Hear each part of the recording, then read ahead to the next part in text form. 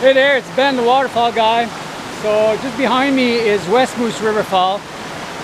Obviously close to East Moose, which is just next door. If you're going to make a journey all the way out here towards Parsboro and Five Islands, you might as well see those two falls at the same time. This particular fall, again, it's even shorter than East Moose.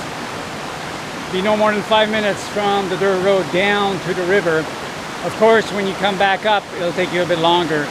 Gorgeous sight, definitely 9 thumbs out of 10.